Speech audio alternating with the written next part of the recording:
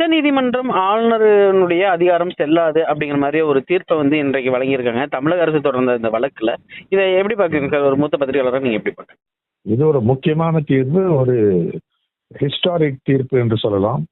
ஏன்னா அது first time ரொம்ப தெளிவாக இந்த பெஞ்ச் ஜஸ்டிஸ் பார்திவாலாவும் ஜஸ்டிஸ் மகாதேவனும் கொடுத்த இந்த தீர்ப்பு முக்கியத்துவம் வாங்கின ஒரு தீர்ப்பு. எதனால்னா கூட்டாட்சிக்கு இது ஒரு பெரிய வெற்றி. அதாவது அந்த அந்த அது கோட்பாடுகளுக்கு தமிழ்நாடு திமுக அரசாங்கம் முதலமைச்சர் மு க ஸ்டாலின் வெற்றி. ஏன்னா உறுதியாகவும் தெளிவாகவும் நல்ல லாயர்ஸ் ஒரு டீம் ஃபார்ம் பண்ணி, குறிப்பாக நம்ம வில்சன் அவர்களும் வேறு பெரிய சீனியர் அட்வொகேட்ஸ் வந்து நல்ல கேஸை பிரசன்ட் பண்ணாங்க. நல்ல தீர்ப்பு.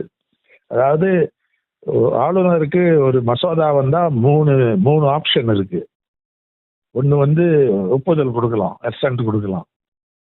இல்லை அதாவது அவருக்கு தயக்கம் இருந்தால் அதை வந்து இது பண்ணி திருப்பியும் இது லெஜிஸ்லேட்டிவ் அசம்பிளிக்கு அனுப்பலாம், அவருடைய சஜஷன்ஸ் பண்ணி. ஆனால் அவங்க அதை திருப்பியும் ரெண்டாவது தடவை பாஸ் பண்ணிட்டாங்கன்னா இவருக்கு வேற வேலையே இல்லை, ஒப்புதல் கொடுப்பது தான் இவருடைய வேலை.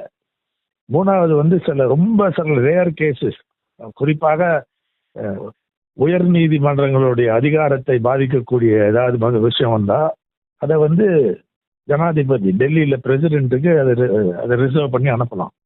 அதுதான் அந்த தீர்ப்பு. அந்த ஆர்டிகல் 200 நம்ம கான்ஸ்டியூஷன் இருக்கக்கூடிய அந்த ஆர்டிகல் அதுதான் சொல்றது. இது வந்து டிலே பண்ண முடியாது. இவருடைய ஆக்ஷனை, மசோதா ஒரு டேபிளுக்கு வந்தா அது as soon as possible அந்த 200 ஆர்டிகல் 200லயே இருக்கு. அதை இவர் எப்படி இன்டர்பிரட் பண்ணியிருக்காருன்னா, நம்ம ஆளுநர் RN ரவி 2 வருஷம் as soon as possibleனா அவரு கண்ணில் 2 வருஷம் வந்து இது படுறது. அதை வந்து கடுமையாக விமர்சனம் செய்திருக்காங்க, கண்டிச்சிருக்காங்க. குறிப்பாக அவர் செய்த இது வந்து மேலஃபைடி என்று சொன்னாங்க. அப்படின்னா ஒரு மோசமான நோக்கம், துர்நோக்கத்துடன் செய்யக்கூடிய வேலை என்று அர்த்தம். ரெண்டாவது இல்லீகல் அண்ட் எரோனியஸ், அப்படின்னா சட்டவிரோதமானது, முற்றிலும் தவறானது என்று அந்த வார்த்தைகளை வந்து உச்ச நீதிமன்றம் கொடுத்துருக்காங்க. அதனால அவருக்கு இது ஒரு ஹிஸ்டாரிக் இது வெறும் தமிழ்நாடுக்கு மட்டும் இது ஒரு முக்கியத்துவம் வாய்ந்த ஒரு தீர்ப்பு இல்லை. இந்தியாவிலேயே பல மாநிலங்கள்ல இந்த பிரச்சனை இருக்கு. குறிப்பாக எதிர்கட்சிகள் ஆளக்கூடிய மாநிலங்கள், கேரளா, பஞ்சாப், மேற்கு வங்கம் போன்ற மாநிலங்கள்ல ஆளுநர் இப்படிதான் செயல்படுறாங்க. அது ஏற்கனவே சுப்ரீம் கோர்ட்ல ஒரு தீர்ப்பு இருக்கு பஞ்சாப் விஷயத்துல. அதை கூட நீங்க ஸ்கேண்ட் ரிகார்ட் ஃபார் அந்த எங்க ஜட்ஜ்மெண்ட்லேன்னு கூட சொல்லியிருக்காங்க அந்த கவர்னரை. அதனால இந்த தீர்ப்புக்கு அப்புறம் தன்மானம் இருந்தா எந்த ஆளுநரும், குறிப்பாக ஆளுநர் RN ரவி அவர்கள் உடனே ராஜினாமா செய்து நாளைக்கே அவருடைய இதெல்லாம் பேக் பண்ணி டெல்லிக்கு போக வேண்டியதுதான் சரியான முறை என்று நினைக்கிறேன். செய்வாரா இல்லையான்னு யாருக்கு தெரியும். ஆனா ஏன்னா தன்மானம் இருந்தா ஒரு அதிகாரி, ஒரு ஆளுநர், ஒரு ஹெட் ஆஃப் ஸ்டேட் செய்யக்கூடிய வேற வழியே கிடையாது என்ன கேட்டா.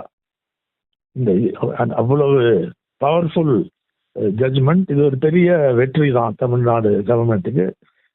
இன்னைக்கு வந்து former attorney general KK Venugopal, சிறந்த வழக்கறிஞர், சீனியர் அட்வொகேட், என்னுடைய நண்பர், சீஃப் ஜஸ்டிஸ் கோர்ட்ல போய் கேரளாவை ரெப்ரசன்ட் பண்ணிருக்காரு. அவங்க வந்து இதே பெஞ்சுக்கு அதை ரெஃபர் பண்ணியிருக்காங்க. இது அங்க நடக்கும். ஸோ கேரளாவுக்கும் நல்ல தீர்ப்பு கிடைக்கும்னு நினைக்கிறேன். இதே தான் அங்க நடந்திருக்கு. இன்னும் 2 அம்சங்கள் என்னன்னா, 10 மசோதாக்கள் பில்ல வந்து ஒரே தீர்ப்புல உச்ச நீதிமன்றம் வந்து சட்டமாகி விட்டது உடனே. இது வரைக்கும் நடந்திருக்கான்னு எனக்கு தெரியல. அநேகமாக நடந்திருக்காது இந்திய சரித்திரத்திலேயே. அதாவது ஒரு மசோதாவை சட்டமாக மாற்றினது ஒரு இன்ஸ்டன்ட்ல, ஒரு ஜட்ஜ்மெண்ட்ல. இதுதான் முதல் முறை என்று நினைக்கிறேன். அதை செக் பண்ணிக்கலாம். 2வது முக்கியமான அம்சம் என்றால், இது வரைக்கும் as soon as possible-க்கு ஒரு டைம், இது ஒரு டெஃபினிஷன் கிடையாது. அது வேகா விட்டது இது வரைக்கும். எனக்கு தெரிஞ்ச அளவுக்கு முதல் முறையாக உச்ச நீதிமன்றம் ஒரு டெட்லைனை வச்சிருக்காங்க. அதாவது 2 விஷயங்கள்ல 3 மாசத்துக்குள்ள இவர் தீர்ப்பு கொடுக்கணும், இவர் அந்த ஆப்ஷனை இது பண்ணணும், இன்னொரு விஷயத்துல 1 மாசத்துக்குள்ள கொடுக்கணும்னு சொல்லி ஒரு டைம் லிமிட் கொடுத்துருக்காங்க, டைம் லைன் கொடுத்துருக்காங்க.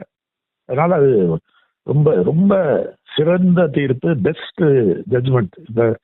இந்த வருஷத்துல இது வரைக்கும் வந்து வேற எந்த ஜட்ஜ்மெண்ட்டும் இந்த அளவுக்கு நன்மையை கொண்டு வராது என்று நினைக்கிறேன். இதனால ஒரு முற்போக்கான ஒரு ஜட்ஜ்மெண்ட்.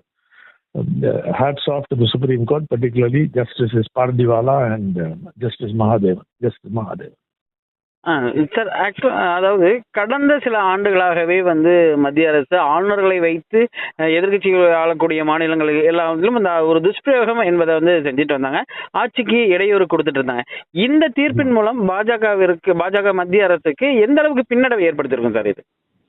இது ஒரு நல்ல அடிதான். சட்டப்பூர்வமாக அதாவது அரசியல் சட்டம் என்ன சொல்றதோ அந்த அதே பாதையில் இது ஒரு பெரிய அடி, பதில் அடி என்று தான் சொல்ல வேண்டும். ஏன்னா அவங்க வந்து, ஆனா உண்மையை சொல்லணும்னா முன்ன ஆளுநர் இந்த பாஜக வரதுக்கு முன்னாலேயே மோசமாக நடந்துட்டு இருக்காங்க பல இதுல. ஆர்டிகல் 356 அது பயன்படுத்தி ஒரு ஜஸ்டிஸ் இல்லாத கவர்மெண்ட்ஸை டிஸ்மிஸ் பண்ணியிருக்காங்க. கிட்டத்தட்ட 100 தடவை அதை யூஸ் பண்ணியிருக்காங்க. அது பொம்மை ஜட்ஜ்மெண்ட் 1994 இன்னொரு முக்கியமான தீர்ப்பு வந்தது. அதாவது அது எப்படி ஆர்டிகல் 356 எப்படி அமல்படுத்த வேண்டும், அதுக்கு இருக்கக்கூடிய அந்த ரெஸ்ட்ரிக்ஷன்லாம் என்னென்ன செய்ய வேண்டும் என்று ரொம்ப தெளிவாக அதுலயும் சொல்லியிருக்காங்க. கூட்டாட்சி part of the basic structure of the constitution அந்த ஜட்ஜ்மெண்ட்லயும் இருக்கு. அதாவது மதசார்பின்மை, கூட்டாட்சி, ஜனநாயகம், அது மூணும் part of the basic structure of the constitution. அதோட அடிப்படை, அந்த அடிப்படையில் இருக்கக்கூடிய இது அதை வந்து அமெண்ட்மெண்ட் மூலம் மாற்ற முடியாது, அதில் அதை ரிமூவ் பண்ண முடியாது. கான்ஸ்டிடியூஷன் அந்த இதுவும் இருக்கு.